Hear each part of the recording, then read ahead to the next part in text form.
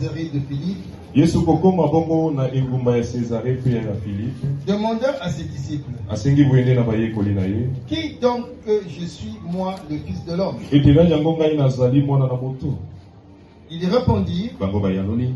les uns disent que tu es Jean-Baptiste, Balobete bamoko balobete yonde Yohani les Mobatisi. autres Élie, Basusu Elia. les autres Jérémie, Na kotale kezali mosulina makila te motetali si mais yango. c'est mon Père qui est dans les cieux. Ezali tata na ngai oyo aza na likolo. Moi, qui est mon époux. Etende likolo na libanga oyo ozali nde na kotonga Et les eglise portes na de ces ngai. jugements ne proviendront point contre elle. Ete bekuki ya kufa ekotelemela yango te. Parole du Seigneur. Liloba na Nkolo. Donc, nos pères, nous remettons cette parole entre saintes mains. Aide-nous, Seigneur, cher Saint-Esprit, de la portiquer. Aide-nous, Seigneur, afin que nous puissions faire sortir ce qui est bon par rapport à ce message. Agis pour la gloire de ton nom. Dans le nom de Jésus, nous avons expliqué. Amen. Amen. On peut s'asseoir. Kombo ya Nkolo Yesu. Je sais que la semaine a été bonne. Nayebi ete poso elekaki malamu. Et aujourd'hui, ce dimanche, c'est le premier jour de la semaine. Totali ete lelo ezali mokolo yenga mokolo ya liboso ya mposo. Ce n'est pas lundi.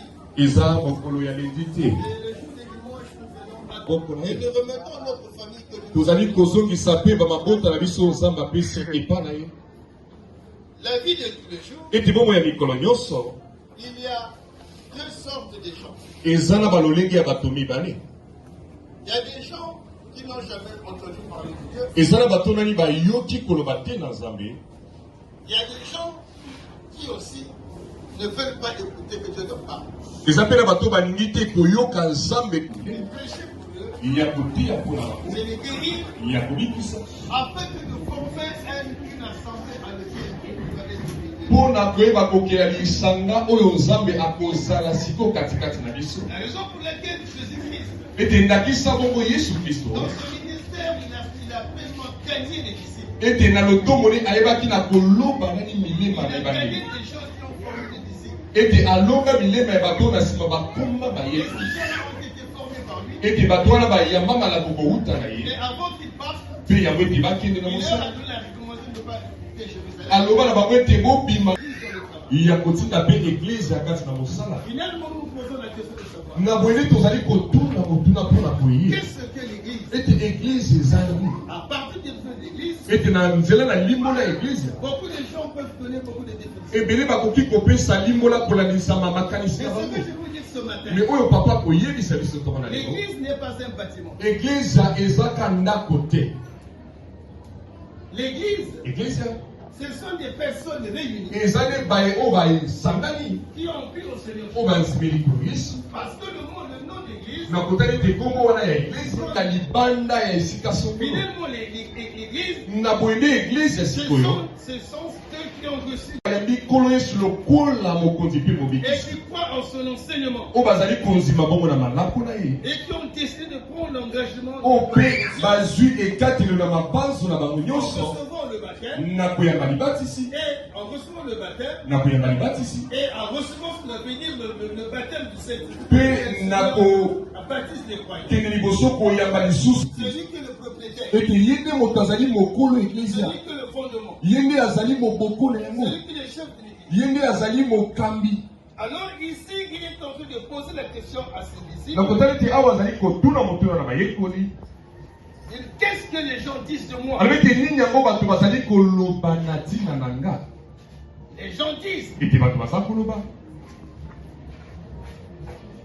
Les uns disent que tu es Jean-Baptiste. Bamoko balobi ete yo nde ozali Yohane mobatisi, Les uns disent que tu ozali Yohane mobatisi, Les autres disent Élie. basusu ozali Eliya, Les autres Jérémie. bamisusu Yeremia Ou l'un des prophètes. to moko ya basakoli. Donc ici, ils sont en train de répondre à Jésus ce qu'ils entendent que les gens disent. Ete awa bazali kopeseyana na Yesu na kotala oyo bayoka bato koloba na ntina na Il Yesu. dit oui, c'est bien ce que vous dites. alobi ete iyo eza malamu oyo boza koyebisa nga, me na bino moko Qu'est-ce que vous entendez de moi? ete nini bozali koyoka na ntina na nga, ete ngai yango nazali, ete katikati na bango Simon Pierre. ete Simon na Petelo ye apesi yango, Que tu es Christ, ete yo nde ozali le Kristo, Fils de Dieu vivant. ete mwana na Nzambe na bomoi. Jésus reprend la parole lui dit. Ete Yesu azwi maloba mpe Tu kopesi es yango, heureux, alobi ete yo ozali moto na esengo, Simon, fils de Jonas. ete Simon na mwana Yonasi, Car Kotala. Ce ne sont pas la chair et le sang qui te l'ont révélé. Ezate monsunila makila moto etalisi yango. Mais c'est mon Père qui est dans les cieux. Mais zanine tata nanga oya zana likolo. Et moi je te dis Ete ngai na lobi. que tu es Pierre. Ete yo sa Et petelo. que cette pierre Likolo na libanga ne bâtirait mon église. na kotunga eglise Et que les nanga. portes du séjour ne prendront pas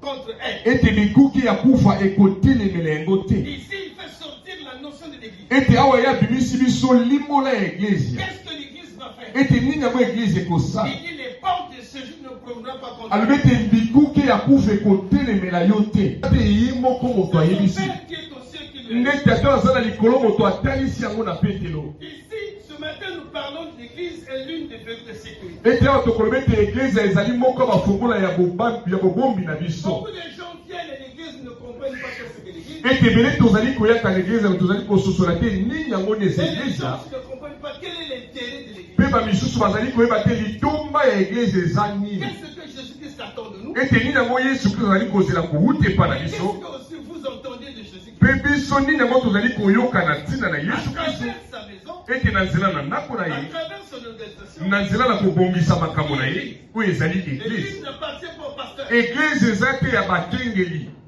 L'église n'appartient pas au berger. Eglise ezali te ya mokolo etu na bandeko Que Dieu a élevé, oyo ozamba il a tomboli donné le ministère. oyo apesi Selon lotombo ses recommandations, na kolandisa bamibeko na ye avec ses blés. ete ya kolesa bampatu. Puisqu'il est reparti, kotala ete ye tata il azongi reviendra, akoyaka il lisusu jugera akokatela mon etumbu travail en tant que pasteur. mosala na ye lokola mobateli Il vous pate jugera aussi akokatela mpe biso par rapport etumbu à la manière dont vous êtes servi. kolanisama na lolenge oyo tosaleli ye Donc, na kotala l'église eglise n'est pas donnée pour les petits enfants. epesameli te na bana mike. L'église eglise est dominée par l'Israël Pierre, rejetée par vous. yesu kristo azali libanga oyo ebwakisama na biso Vous qui baptisez. ete biso tozali batongi. En d'autres termes, ete lelobeli mosusu Jésus-Christ est la pierre rejetée par des hommes. yesu azali libanga oyo bato baboya.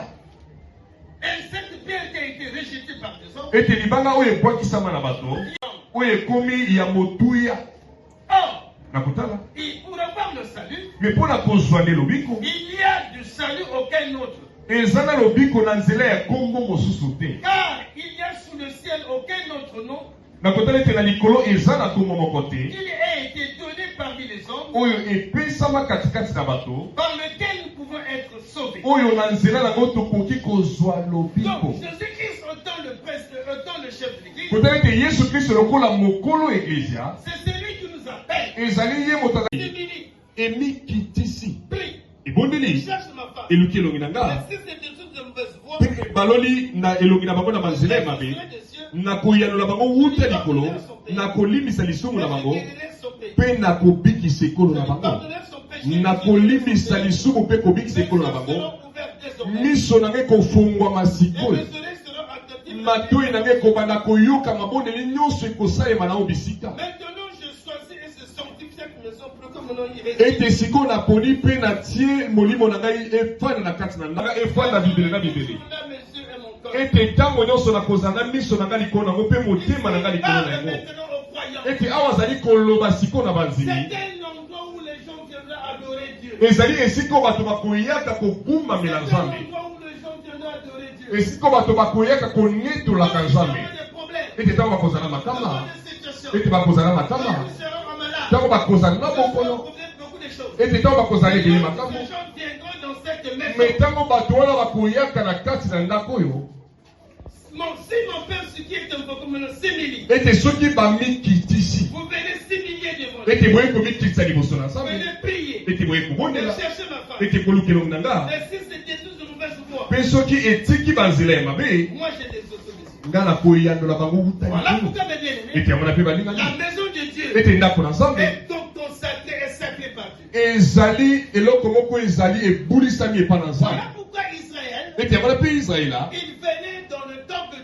ebandaki koyaka ntango nyonso na tempelo na nzambe ezalaki kaka na tempelo moko kuna na yeruzalema me bato nyonso bazalaki wana ete ntango azala likama ete ntango azala makambo eza kotambola te babandaki koyaka na ndako na nzambe mpe nzambe abandaki kopesa biyano ete bokanisa ete ntango sankeri ete atungisaki kumu ezekiasi alobi ete ebomu yaka komitika na maboko na ngai na bato na bino ete atinaki bango mokanda ya matumboli ete Ézéchias azwi mokanda wana ekende ngo epa na Nzambe ete atalisi yango abandi kotanga mokanda yango na kati na ndako na Nzambe ete nini elekaki ete Nzambe alobi bakokota wa te ete motu ya bongo ya ndako na Nzambe ete ntango ozala likambo eza kotungisa yo nde yaka na ndako na Nzambe talisa likamano na Nzambe akoyoka yo papa alobi te ke na ndako ntango kosala libondeli Nzambe akoyoka te akoyoka mpe yo me nde na ndako na Nzambe eza motuya ekomi na biso te ete wuta na ndako ozali kobondela mpo na likama na yo me libondeli ozali kosala ozali komona kwa eyano eza te ntango mosusu asalika libondela moke oke kuna olali na nga likambo okokaki te ekomi pete mpo na yo mpo na nini tozali wana ete bango nde batindama kati etonga ete bazali likambo eglize mpo na kosala oyo bazala makama mpo na kolakisa bango nzela mpo na kotalisa ete Yesu Kristo akoyakala te. Kotala ete ezali esika ya kogumbamela tozali koyaka kogumbamela Nzambe ete konetola Nzambe. Qu'est-ce que David dit? Dans le psaume 122, verset 1 à 2, il dit, je suis dans la joie. Quand on me dit, allons dans la maison de l'Éternel. Je suis dans la joie. On va dire ça. 122.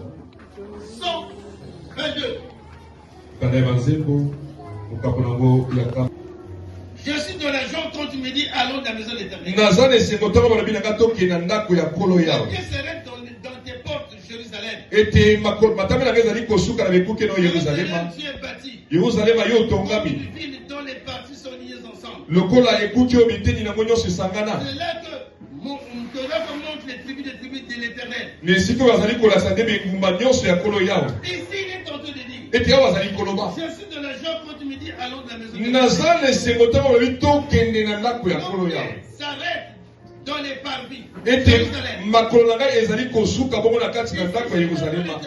On peut l'interpréter comme l'église. Où les gens vivent ensemble. C'est là où il y a souvent une nouvelle famille. Qui est la famille de Jésus. Donc Jésus-Christ c'est la chair. Comme nous venons. Nous pouvons pour adorer. L'importance de foi. L'importance de venir dans la maison de Dieu. Et lorsque tu as Dieu sous le contrôle de Dieu. Dieu sous l'intervention de Dieu. Mais parfois ça m'étonne. Les gens, je ne dis pas que les gens ne peuvent pas manquer. Il y a aussi une situation sur laquelle des personnes peuvent manquer. C'est normal. Mais on ne peut pas comprendre. Quelqu'un peut manquer parfois un mois à l'église.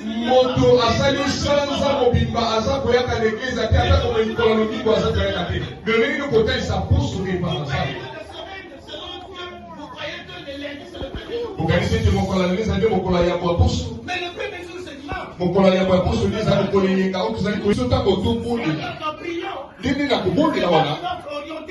ozali kotalisa lolenge mikolo nde kozala mikolo na lobi lolenge nde kosala ete okokina kosala na maboko na Nzambe ete eza mabatela kosala ete eza mabatela libota me ntango toyakaka nini yango nde tosala. On parle de l'unité spirituelle. Tozali koloba na bondeko ya molimo. Nous formons un. Tokomi moko. Dans l'unité. Yo nzimba lisusu. Ebele na biso tokanisa. C'est ta maison qui bénit l'église. Ndako nde epambolaka église. Fais le contraire. Ozali kobosana. C'est l'église. Eza l'église. Lorsque nous venons aussi. Tango toyi awa. Nous prions. Tobondeli. Nous avons écouté la parole de Dieu. Toyoki loba na Nzambe. Nous avons prié. Tobondeli. Lorsque nous amenons dans la maison, c'est ça qui nous bénit. Et par contre, comme il zonga nango na ndako yango nde komi kopambola biso. Na ndako mpona koleka kokumba mela Nzambe na makoki oyo Nzambe apesi na biso. Mais lorsque si tu es loin de l'église, mais ceux qui ont ça, c'est comme aussi qu'à l'église. lorsqu'on ne voit pas l'église, Et tu vas dire comment on a fait le tour un mois, et tu sans mobile, sans on ne te voit pas, on ne sait pas qu'est-ce que tu es devenu. Mais la plupart du temps, les gens qui font cela, lorsqu'on me venait, ils viennent avec un problème. Oh, j'ai telle situation. Mais cette situation, il y a le bon berger qui est capable de... Et ça, Nous ne sommes pas de ceux qui se retirent pour se perdre. On parle de l'unité spirituelle. Nous sommes des pierres vivantes. Nous formons une maison spirituelle. Voilà pourquoi, bébé, toi et moi, nous sommes des pierres vivantes. Nous formons une maison spirituelle. C'est cette maison spirituelle qui fait qu'on puisse donner ce bâtiment un nom d'église.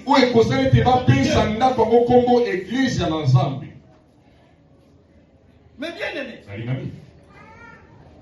le jour que vous allez voyager, allez plus loin, vous comprenez certaines choses.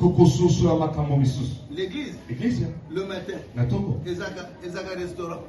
C'est un endroit auquel on vient manger. Alors, la erreur comme l'église. On met les chaises, on prie à Dieu, allez, l'église ici. L'église a tout fait. On rentre à la maison. On revient encore. Tu vas dire quoi? Voilà pourquoi, mes bien-aimés, vous devez comprendre cette chose. Donc nous sommes des pierres vivantes. Vous devez comprendre une chose. L'église est le verrou de sécurité. Si tu n'es pas de l'église, tu n'es pas de la sécurité.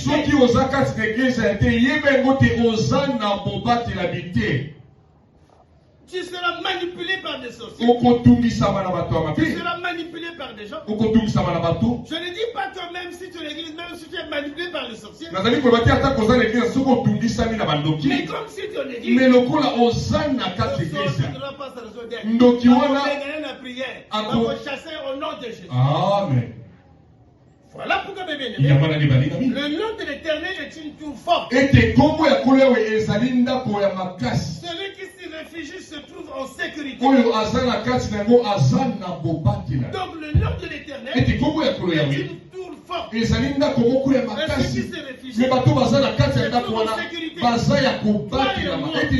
Nous avons crié au Seigneur. Nous sommes en sécurité. Nous sommes en sécurité. Nous sommes en sécurité. C'est Dieu qui nous garde. Nous sommes en sécurité. Nous sommes en sécurité. Nous sommes en sécurité. C'est Dieu qui nous garde.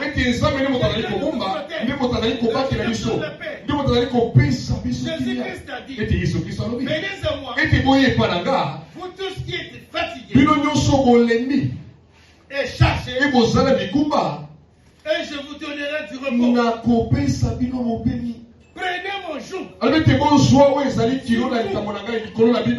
et vous recevrez mes instructions. Car je vous donne.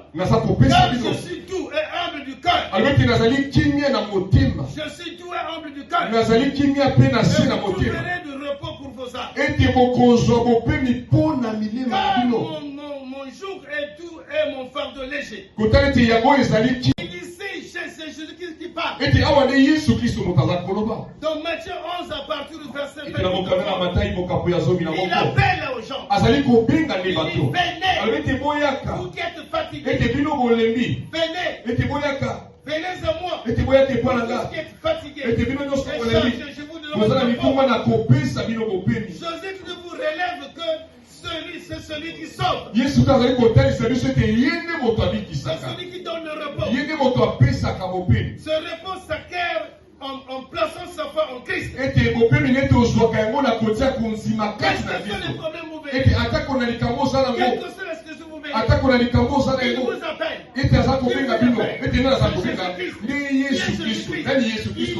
Il est le propriétaire de l'église. Il est le chef de l'église.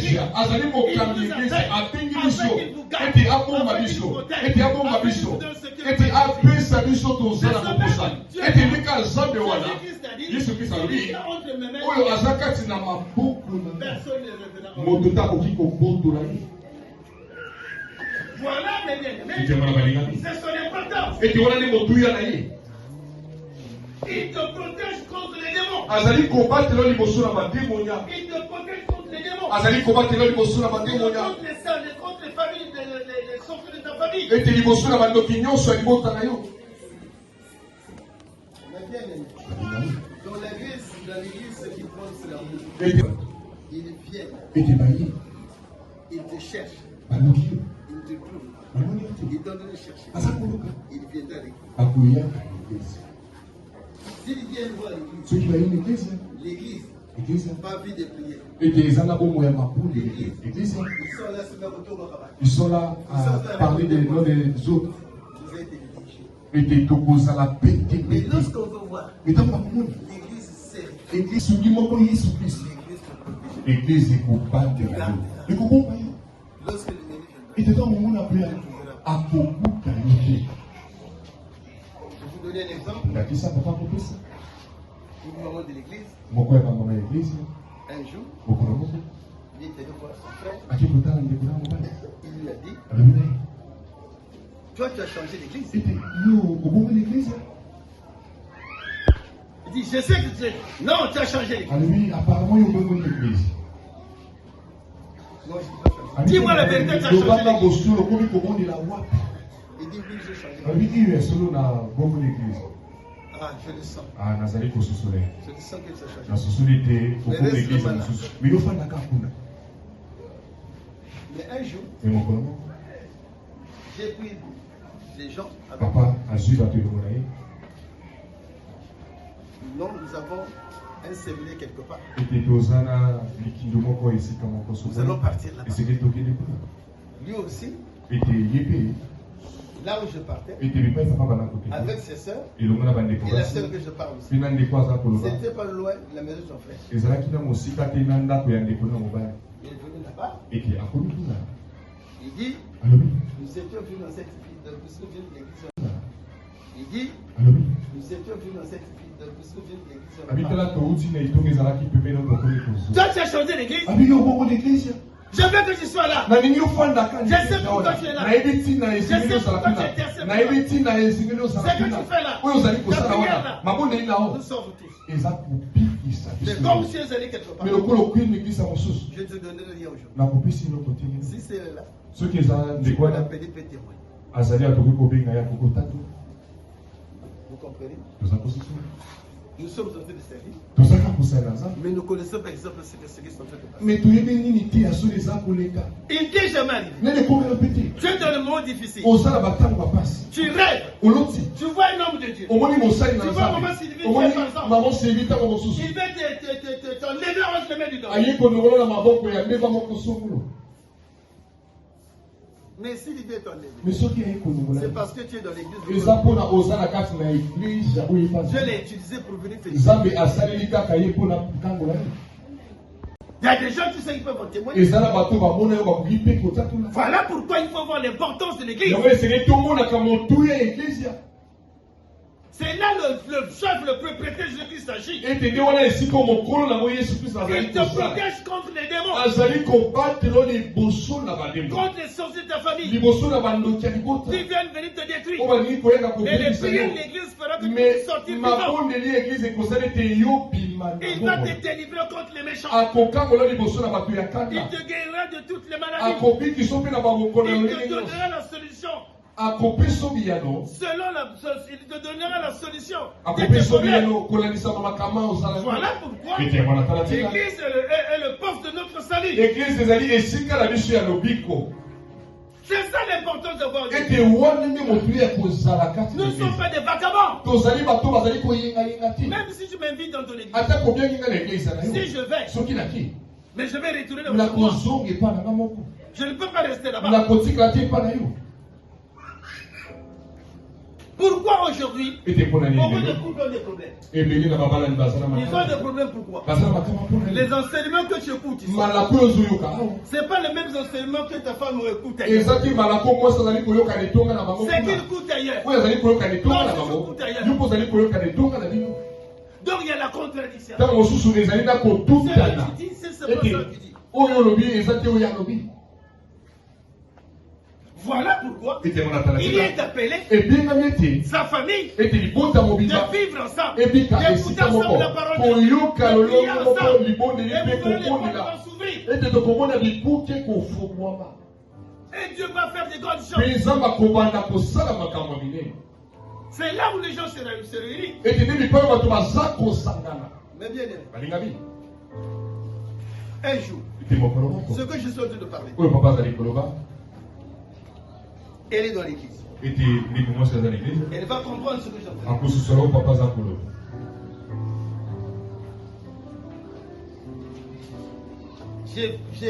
Par la grâce de Dieu, j'ai prié pour elle. Dieu lui a donné 3 enfants. À un certain moment, il est venu me dire, papa, moi mon mari est en train de prier quelque part. Donc je suis obligé d'y aller là-bas. J'ai dit ma fille, oui c'est normal que tu puisses suivre ton mari. Tu peux partir de son petit.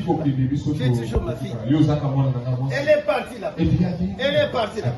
Arrivée là-bas, elle a connu des problèmes qu'elle n'a jamais connus. Écoutez ce message. Elle a connu des problèmes qu'elle n'a jamais connus. Un jour, elle a dit à son mari, je ne peux plus rester dans cette église. Je vais repartir chez moi. L'église de son mari a dit, va pour toi. Dès qu'il était venu le premier jour, il a écouté la parole. Donc, à sa dire, il était de quoi la zéna qu'elle ne voulait pas. Il a constaté qu'elle est sortie. Est-ce que vous comprenez? Alors, qu'est-ce qui se passe? Son endroit était ici. Et son mari aussi a compris. Est-ce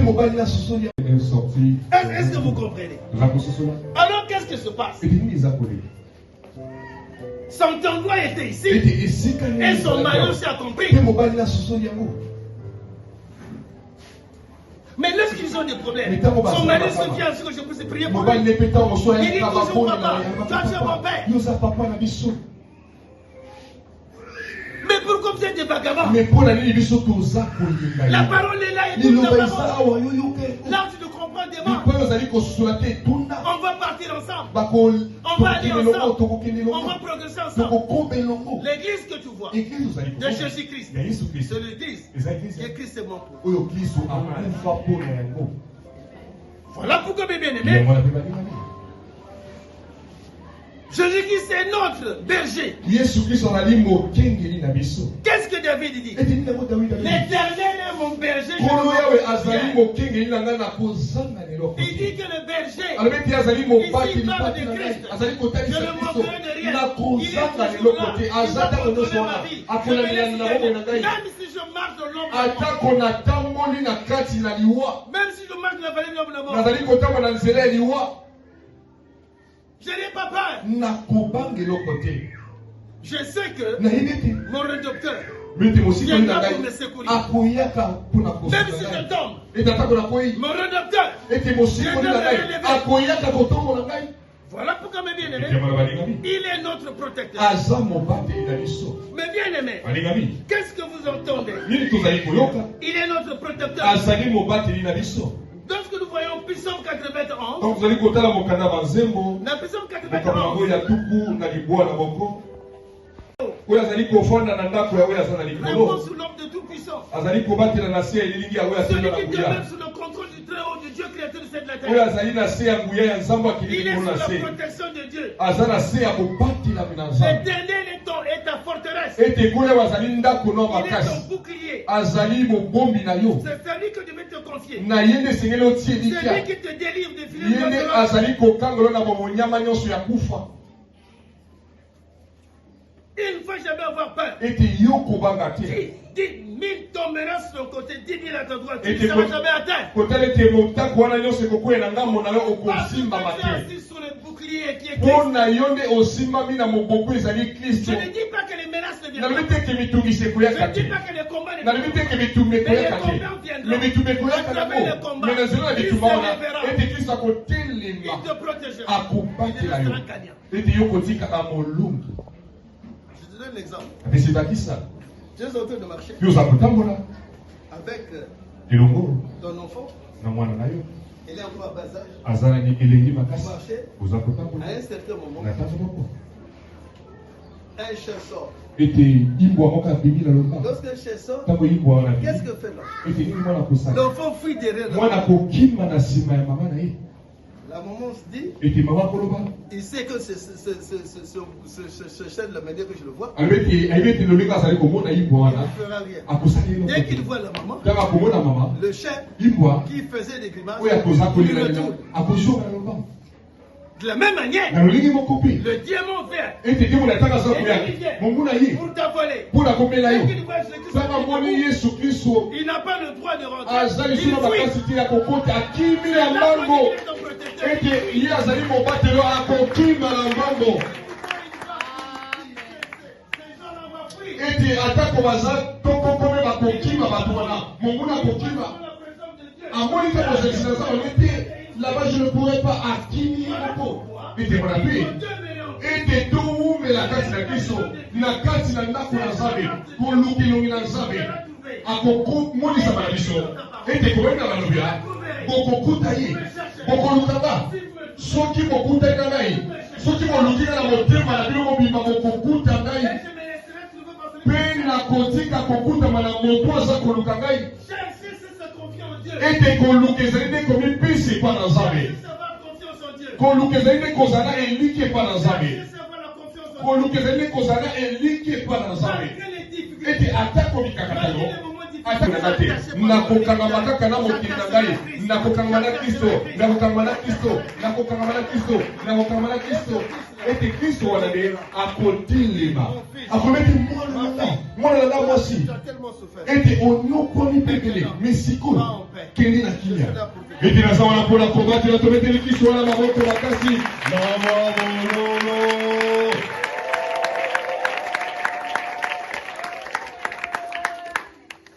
Voilà ce que Christ a fait. ete tala La Bible dit, ete bibi lobi dans ce psaume-là, ete na mokanda wana il dit ebazeko ceci, il continue. ezali kokoma na koloba ete tala La Bible dit, ete bibi lobi dans ce psaume-là, ete na mokanda wana il dit ebazeko ceci, il continue. ezali kokoma na koloba Il dit ceci, elobi boye il ordonnera ces gens de te garder dans toutes tes voies. akopesa nzela na bamose na yo babatela ye babatela yo na banzela na yo Aucun malheur ne nyonso t'arrivera. ete mabe moko te Aucun kokomela yo malheur ne t'attend. ete mabe moko te kokomela na ndako na Il yo ordonnera ces gens de te garder dans toutes tes voies. akopesa nzela na bamose na ye babatela yo na Il te banzela na yo portera nyonso sous les mains. bakomema yo na maboko na De bango peur que ton pied ne se heurte contre une na pierre. kobanga ete atako likolo no ebeta libaku Marcheront sur le lion, sur l'esprit et sur le dragon. ete okotambola likolo na nkosi likolo na tupa mpe likolo na elima ete lokola balinginga ete nzambe ozali kola lokola balinginga Je le délivrerai. nakokangola Je le bango protégerai. nakobatela Parce bango qu'il connaît mon nom. lokola bayibi kombo na nga Il continue en disant, akomi na koloba il lisusu m'invoquera.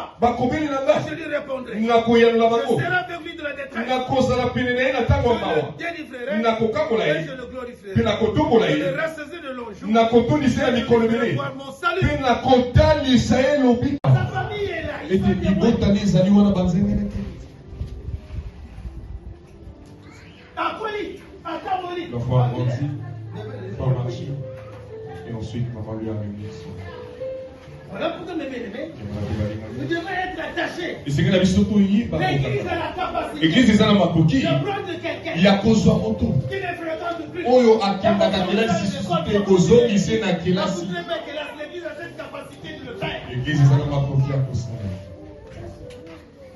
Si nous avons l'argent, soki il y a des moyens, on va makoki le ezali faire, on va soutenir. tokosala yango kosunga L'église a son pouvoir. eglize eza na L'église a son pouvoir pouvoir de soutenir son frère et frère. L'église a son pouvoir. kosunga basi bakufeli mibali mpe bana bakufeli na Ils ont le bapolisi choix. eglize abe C'est la eglize Bible me dit. eglize ezali koloba Le verset me contente à vous. Ah,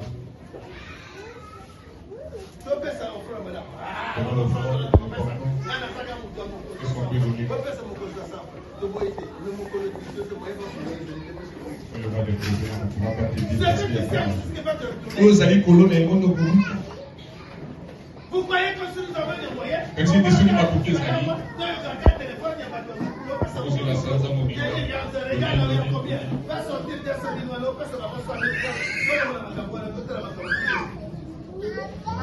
Voilà pourquoi l'église ne peut pas yango nde eglize esengeli kozanga misolo te ne pensez pas que l'église c'est la chose du pasteur. Non. L'église doit être attisée. L'église, c'est qu'il est calmement.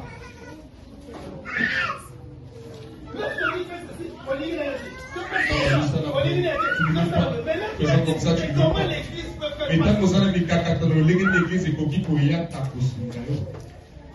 voilà pourquoi vous devez être ensemble.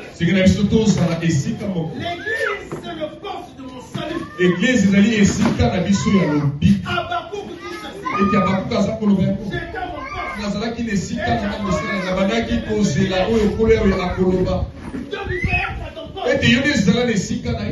et tu puisses entendre ce que l'Éternel peut dire sur toi. Et lorsque tu as ton poste, tu es en train de prier.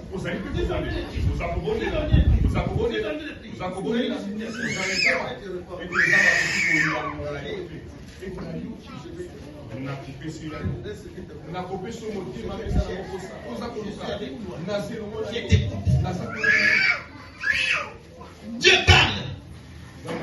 Dieu créateur du ciel parle. Quand je parle, il te répond. Lorsqu'il parle, et que je ne comprends pas, il essaie de parler. Je ne comprends pas. Il peut utiliser quelqu'un pour parler avant que tu comprennes. Parce qu'il y a des choses parfois nous ne comprenons pas. Dieu est obligé de chercher quelqu'un de passer par quelqu'un pour lui parler afin que tu puisses comprendre quelque chose. Sois attaché. Il peut être à ton poste de Jésus-Christ. C'est ton poste qui est l'église. Le Dieu tout-puissant est il va t'ouvrir les portes. Il te donnera ce que ton cœur désire. Il dit c'est ton poste qui est l'église. Le Dieu tout-puissant est il va t'ouvrir les portes. Il te donnera ce que ton cœur désire. Il dit ceci. C'est une prophétie dont le temps est déjà fixé. Si elle tarde, attends-la. Certainement attends-la. Le Jésus vivra par sa voix. Tout ce que l'Éternel te donne comme promesse, il peut attendre la maison de Dieu. Ça s'accomplira. Au nom de Jésus. Au nom de Jésus. Au nom de Jésus. Au nom de Jésus. Le Dieu du ciel, il descend. Il te donnera ce que tu as. Il dit encore Père. Continue toujours à prier. J'ai prié pour elle. J'ai prié pour elle. Je l'ai dit. Dieu est à côté de toi. Il va te dire. Les sœurs te donnent un nom. Même si c'est petit. Accepte. À travers. Tu vas faire. Beaucoup de gens. Ils rêvent seulement de toi. Mais il faut commencer par les petites choses. Pour aller dans les petites choses. Il y en a dans un bâtiment confiance, mais on peut se faire comme elle. Mais on peut se faire comme elle, on peut se faire confiance. Nous avons la confiance, on peut se faire. Sans parler de papa, nous avons la moutoukona, ailleurs chez Rembo, n'a pas le manam. N'a pas le matin, si Yoyaka.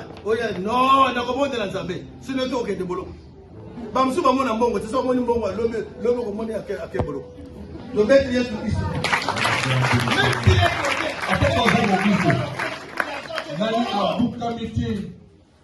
il va aller au prison. Donc il faut d'abord au Boukanana. Dieu sait là où il va te placer. Yala. Vamos mu paka no yiba ke chrétien yi. Yebe wana. Oya sabele ko mataki wana. Moyi. Na bitu de ba ko de to ko tika la kati wana.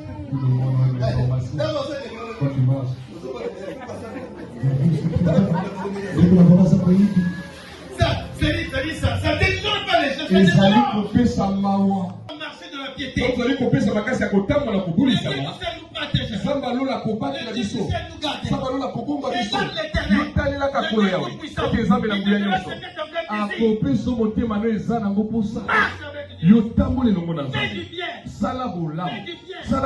Laisse l'entendre de l'église.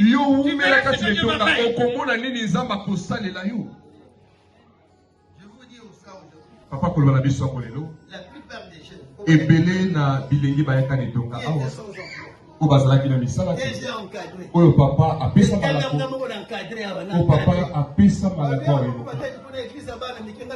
il dit que le pasteur m'a traduit avec les petits enfants. Moi je voudrais être avec les petits enfants souffrir. Ils vont donner un bon fruit. Quand tu leur avais dit, je l'ai vu tous. Pendant le mariage de papa, tous ces jeunes étaient là. Moi je vais donner cette famille. Moi je vais donner cette famille. Moi je vais donner cette famille. Moi je vais donner cette famille. Papa Yaza, c'est vrai ou faux? Azokom. C'est comme ça. Papa avait souffert pour le garder. Il faut avoir la patience. Et tes alangas de Jésus. Vous êtes là. Tu as planté aujourd'hui, tu veux aussi s'aimer aujourd'hui, manger aujourd'hui. Qui est ce genre de Dieu-là? Il faut accepter les étapes. Et le Dieu du ciel connaît les étapes de lesquelles il va te bénir.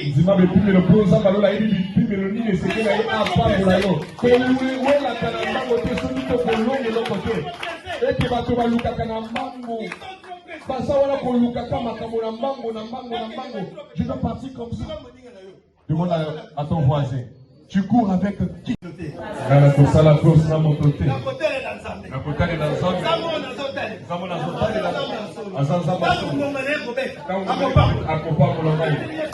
est dans le